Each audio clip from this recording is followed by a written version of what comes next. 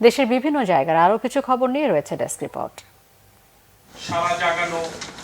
দেশের সাম্প্রদায়িক সম্প্রীতি বিনষ্ট করতে যারা ষড়যন্ত্র করছে তাদের বিচার হবে বলে জানিয়েছেন attorney general Mohammad Asaduzzaman.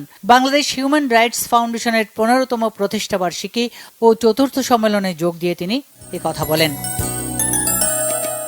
BNP চেয়ারপারসনের উপদেষ্টা মাহিদুর রহমান বলেছেন, ভারত কখনো এদেশকে সফল রাষ্ট্র হিসেবে দেখতে চায় না। তারা স্বাধীনতা যুদ্ধে সহযোগিতা করেছে তাদের স্বার্থে, যার প্রতিফলন এখন ফুটে উঠছে। বিকালে মৌলভীবাজার প্রেস ক্লাবে মতবিনিময় অনুষ্ঠানে প্রধান অতিথির বক্তব্যে তিনি এসব কথা বলেন। অনুষ্ঠানের শুরুতে শহীদ বুদ্ধিজীবী ও 24-এর নিহতদের স্মরণে দাঁড়িয়ে 1 মিনিট নীরবতা পালন করা হয়।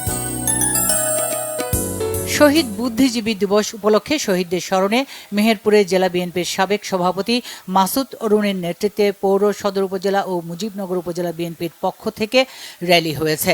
বোসপাড়া বিএনপির কার্যালয় থেকে র্যালিটি বের হয়ে পৌর শহরের প্রধান সড়কগুলো ঘুরে কলেজ মোড় চত্বরে গিয়ে শেষ হয়। পরে পৌর কবরস্থানের পাশে শহীদ বেদিতে শহীদদের স্মরণে শ্রদ্ধাঞ্জলি অর্পণ করা হয়।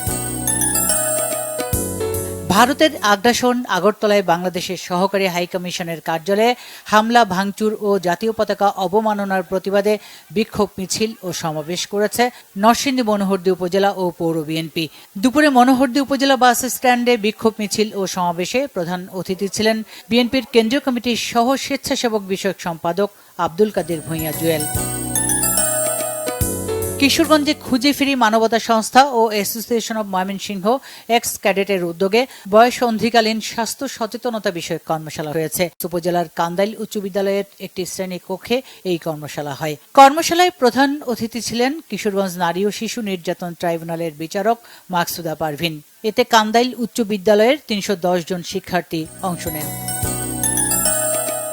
কুষ্টিয়ায় চাকরি জাতীয়করণের দাবিতে শিক্ষক সমাবেশ হয়েছে। জেলা শিল্পকলা একাডেমি মিলনায়তনে শিক্ষক কর্মচারী ঐক্যজোট কেন্দ্রীয় কো চেয়ারম্যান কাজী আব্দুর রাজ্জাকের সভাপতিত্বে জেলার বেসরকারি স্কুল, কলেজ ও মাদ্রাসার শিক্ষকদের অংশগ্রহণে এই সমাবেশ হয়। প্রধান অতিথি ছিলেন শিক্ষক কর্মচারী ঐক্যজোটের চেয়ারম্যান অধ্যক্ষ মোহাম্মদ সেলিম ভূঁইয়া। নওগাঁর বদলগাছি উপজেলায় কৃষক দলের 44তম প্রতিষ্ঠা বার্ষিকী উপলক্ষে অসহায় দরিদ্র মানুষের মাঝে কম্বল বিতরণ করা হয়েছে।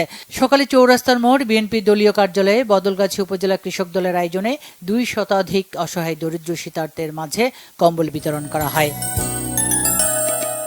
সিলেট নগরীর দরগা গেটের কেন্দ্রীয় মুসলিম সাহিত্য সংসদ চত্বরে 18 কেমুসাস বইমেলা মঞ্চে প্রবাসী সাংবাদিক এমদাদ চৌধুরী দীপু সম্পাদিত আওয়ামী দুঃশাসনের শ্বেতপত্র ইতিহাসের কাঠগড়ায় আওয়ামী লীগ গ্রন্থের প্রকাশনা অনুষ্ঠান হয়েছে।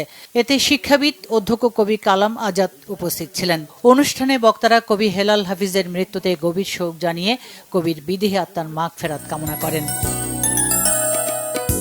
রাঙ্গামাটির বিশিষ্ট সাংবাদিক, ক্রীড়া সংগঠক ও শিক্ষক মোস্তফা কামালের 6ম মৃত্যুবার্ষিকী উপলক্ষে স্মরণ সভা ও শিক্ষা উপকরণ বিতরণ করা হয়েছে।